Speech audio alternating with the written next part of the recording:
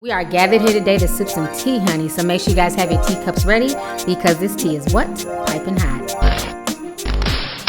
Hey, you guys, it's your girl T, and I hope everybody's doing good today. Make sure you guys have your teacups ready. Get ready. Y'all get ready. Yes, you get ready. Because this tea is what? Piping hot.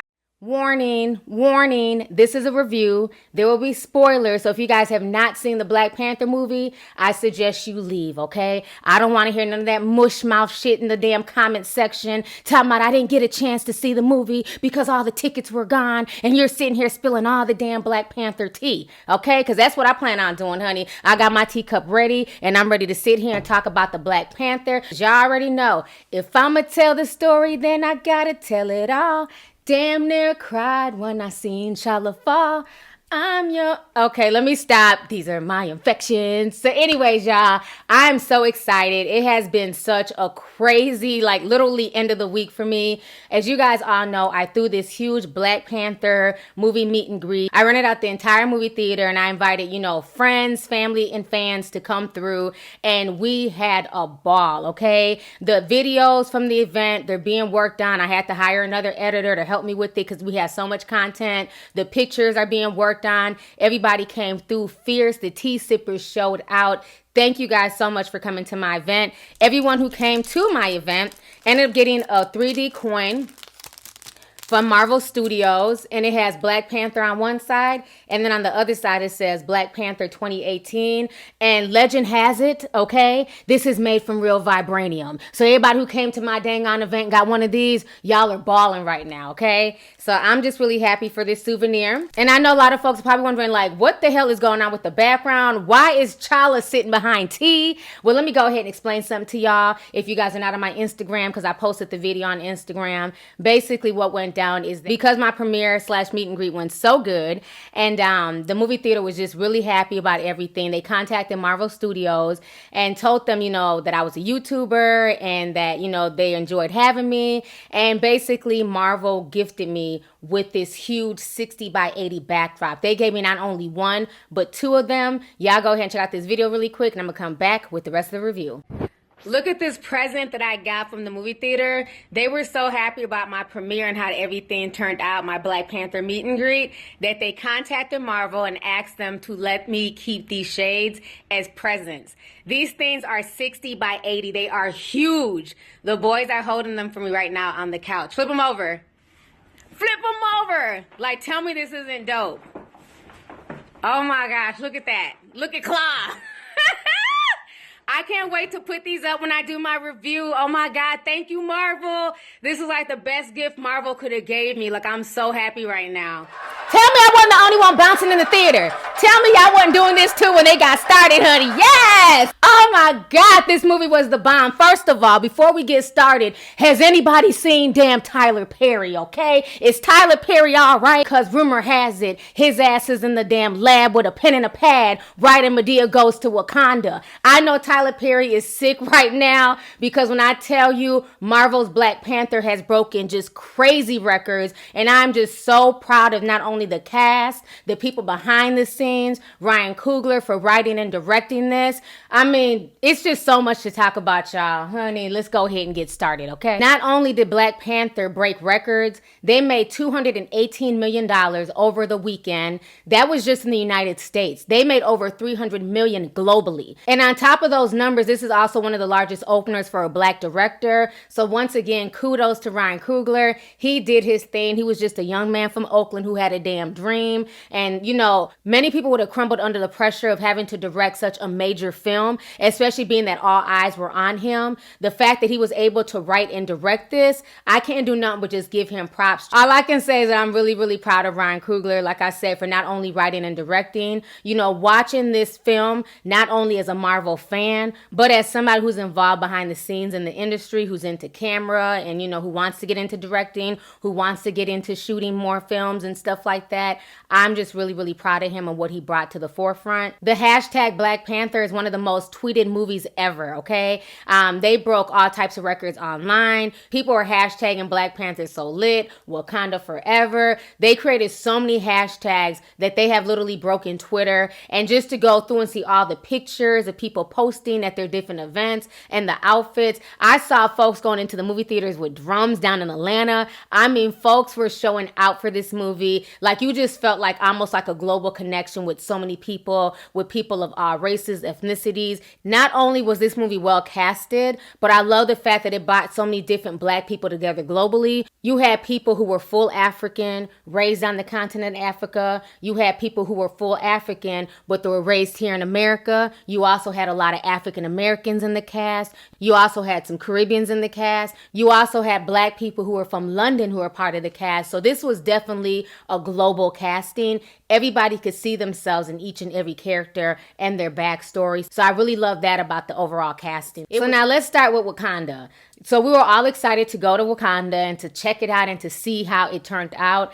And I just thought that the whole futuristic feel of it was just really, really dope. So I had to give props to the production designer and Bleacher. Her and her team, they really worked hard to bring Wakanda to life. It definitely gave you an Afrofuturist paradise. You know what I'm saying? A lot of people are really excited to just see it. And this is probably one of the best Marvel worlds that I've ever seen come onto screen. The way that they had it mixed with some of the African culture and the waterfall scene, and then you had the spaceships, you had the technology, because after all, Wakanda is the most, technologically advanced place on the planet. So they definitely wove a lot of that into it. I mean, the people who did like the animation, the CGI, a lot of the stuff that was just going on to make Wakanda and the backdrop what it was just crazy. It was just amazing to watch it. And when we watched it in 3D, I don't know if you guys caught it in 3D, it felt like you were literally in there, like walking around, like things were just coming at you. It was insane. So I have to give them props on how they brought Wakanda to life. I mean, literally to take, what was written by Stan Lee in a comic book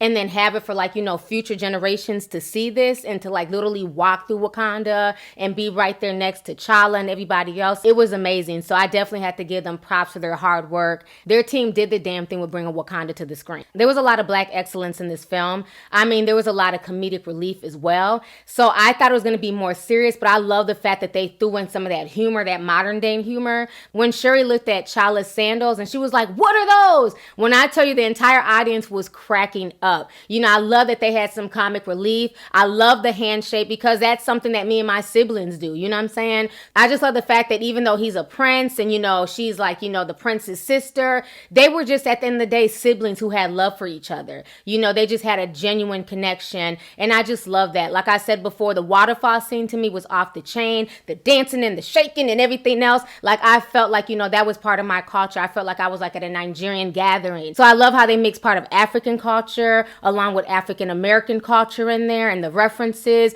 Even the fact that the backstory was set in Oakland to me was just really, really cool as well. And to see the African American kids out there playing basketball. It was just everything just flowed together really well. It was a lot of Black excellence in this film. You also got a feel of the Pan-Africanism that was running through the film, which was directly from Ryan Coogler. That's why I'm so glad that they had a Black African American director who could kind of insert that into the film. And I don't think that would have been inserted had it been anybody else. So I definitely love the fact that, that he put that in there and you felt that. And then you also felt the pride of the African people as well in the film. So like I was saying before, I love Shuri. To me, she is one of the breakout stars in this movie. Letitia Wright did her thing, you know what I'm saying? And that's who I was so excited to see when I was talking about it in my interview before we went to go see the movie, because she's the smartest girl in the world. She's the young sister. She's an IT tech. So for me, I've always kind of felt connected to her because so many times, they tell girls, you're not supposed to be into computers and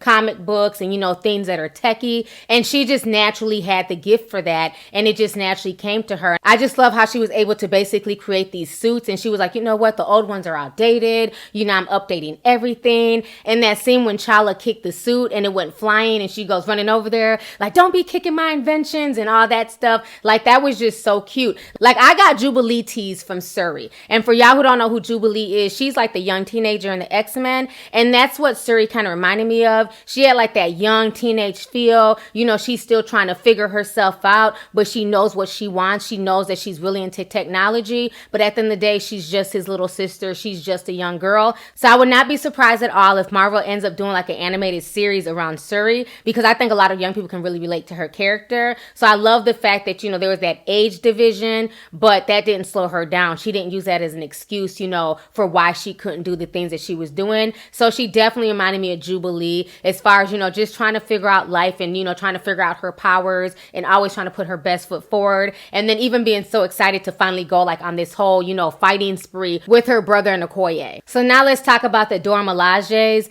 I love the women in this film, and the fact that it was the women who were the protectors and the warriors, I thought that was dope. Danny Guerrera, the way she brought Okoye to life to me was just amazing. Her passion, her fierceness, and her fighting scenes was sick. When she snatched off her damn wig, honey, and threw that shit and got the fighting, I was like, yes!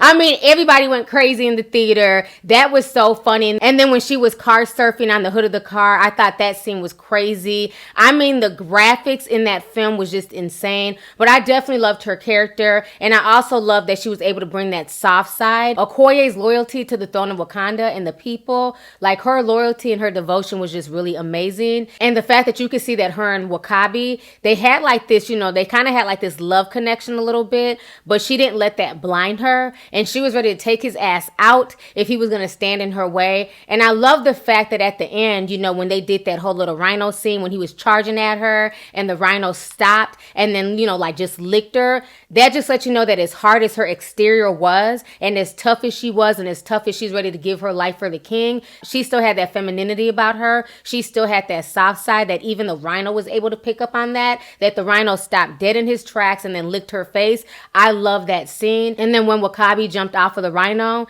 and they just had like that intense moment, and then basically she told him, you know, drop down your weapons. And when he looked around, he saw everybody fighting, he saw this conflict, then he decided to drop his weapon. I thought that was powerful, you know, showed that yes, she was strong as a woman, but it was done in a way that didn't demasculate him. You know what I'm saying? They still at the end stood together side by side. So I really love that dynamic about that. I really love how they made the Dora Milajes, you know, how they were these powerful women, but they still had that soft side. They still had that caring side. You know, there were even scenes where she kind of broke down crying. So I thought that the scenes with the Dora Milajes and especially with Okoye was just really riveting. So I definitely enjoyed that, okay? So Lupita Nyong'o played the character of Nakia, and I thought that she did a wonderful job. She looked beautiful in that film. And I think the thing I love the most about Nakia's character is the fact that she was a dark-skinned African woman, and she was a love interest. She's who captured Chala's heart. Chala was really in love with her and wanted her to settle down and be a queen,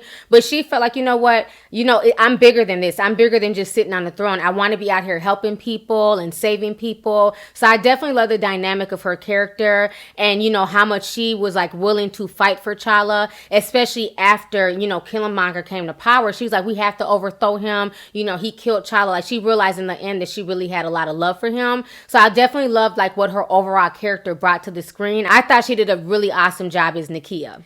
So now, honey, we got to talk about M'Baku. Hey, Zaddy. How you doing? I got to sip some tea on this one, okay? First of all, M'Baku, aka Winston Duke, that's who played M'Baku. To me, he was another breakout star in the scene. This man is from Tobago, but he was raised in America. When I tell you, Daddy was looking good as hell, honey. Every time I heard that, hoo, hoo, hoo, hoo, hoo, hoo, hoo, I was like, yes, he's coming back on the scene. Yeah.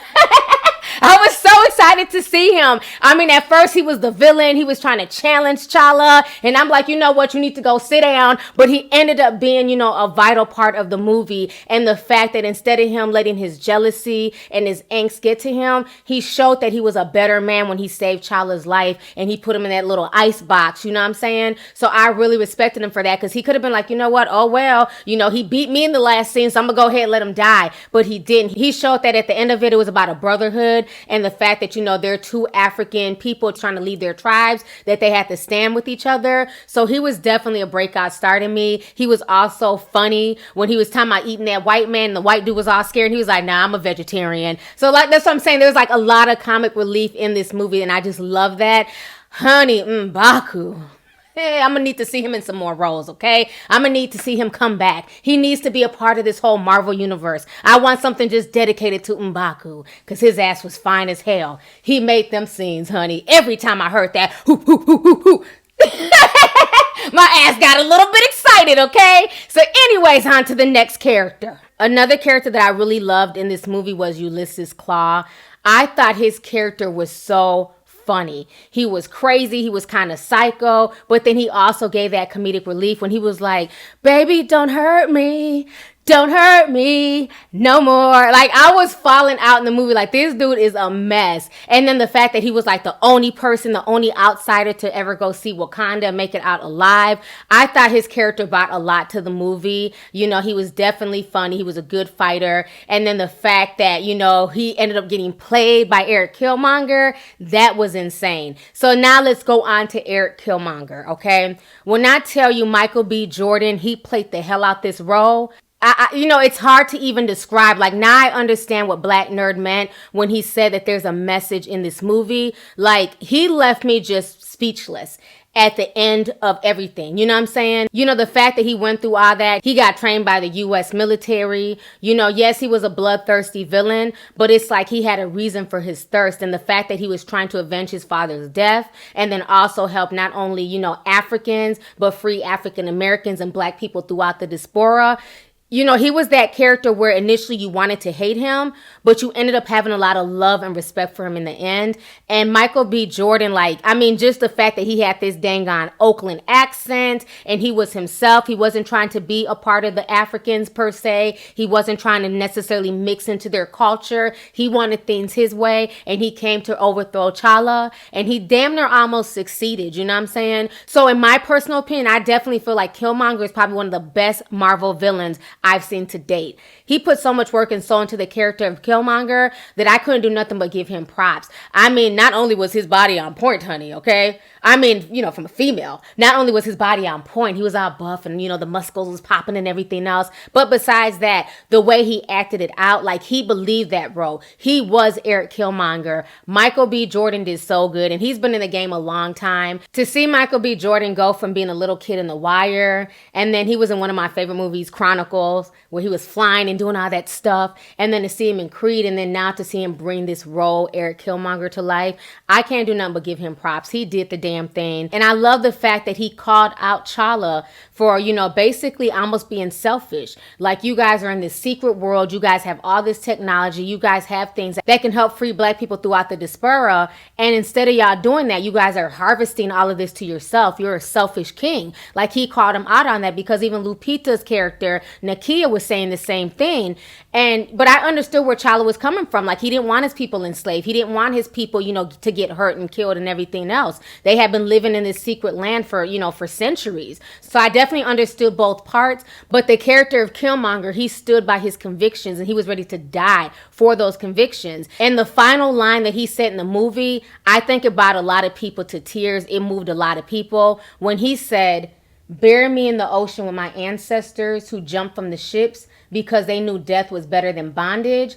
When I tell you, like, just that line, that hit home with a lot of people. I don't care if you're African. I don't care if you're African American. I don't care if you're in the Caribbeans. You know, we talk about this all the time on this channel. You know how slavery just did a number on Black people globally. So I definitely love what he had to say in that moment. And I think those words struck a chord with a lot of people. I know a lot of people told me on social media that they cried when they heard Michael B. Jordan say those words. He brought a lot of excitement to the film. He was definitely unapologetic. And I got a lot of Magneto tease from him, okay? He kind of reminded me a little bit of Magneto because Magneto in the X-Men, he didn't give a damn about the humans. He was about trying to save his people because of what the humans were doing to the mutants, you know what I'm saying? And he was willing to save them by any means necessary. So I got that Malcolm X vibe from Magneto as I did from Killmonger, you know what I'm saying? Like, he was passionate and he was going to stand by his convictions and, you know, nothing could keep him from his convictions but death. So I definitely respected that. Whereas T'Challa was more like a Professor Xavier, where he was more about,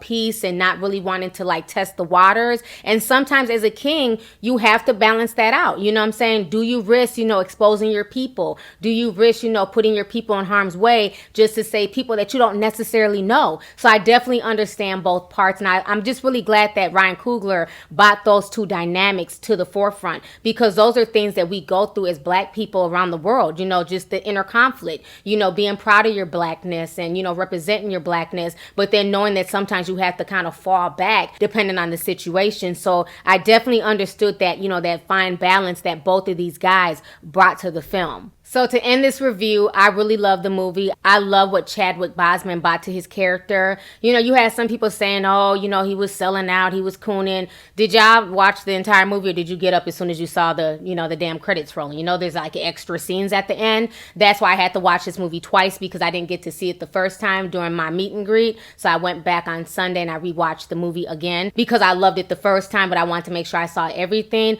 But at the end, he did go and speak to the United Nations. And when he said the wise build bridges while the foolish build barriers, I love that part. And I don't know if that was a reference, honey, towards, Donald Trump. I'm not sure, but I love the fact that he said that, and it shows that, he's trying to make a change, and that everything that Eric Killmonger said to him really struck a chord with him, and that he wanted to start doing better and helping people of color all around the world. So all in all, I really enjoyed the movie. I loved it. I mean, the characters were super dynamic. It was well written. Ryan Coogler did an awesome job. Everyone who worked on this movie did a great job. And, props to them. Everybody from the animators to the editors to the, the grips and the graphers. It takes a whole community to make something like this come together. So thank you guys, and thank you for Marvel for putting this together. And thank you to Marvel for giving me this cool shade behind me. So I cannot wait to see Black Panther 2. I cannot wait to see what, they end up doing with T'Challa's character and all these other Marvel movies like, Captain America and, Infinity Wars. I cannot wait to see like where they take his character, because again, I think it's very important for us to see superheroes and characters like this who look like us. You know what I'm saying? We need children to see that, Black people can be superheroes and can have superpowers, and, they can use their imagination as well, just like other races of children. So I'm really glad that they put a lot into this movie. They put their money where their mouth is. It was nothing but positive vibes. So let's go ahead and get the discussion popping. Let me know your thoughts. How did you feel about the movie? Were you able to cop a ticket? Because I know so many theaters were sold out around the country. So did you get to see it opening night? Did you have to wait until Sunday? And then how were people dressed at the theater when you guys went to go see it? Were people in African garb? Were they just dressed regular? Were they dressed like the Black Panther party? Like, we had a ball at our theater. So let's go ahead and get the discussion popping. Let me know your thoughts on the Black Panther movie.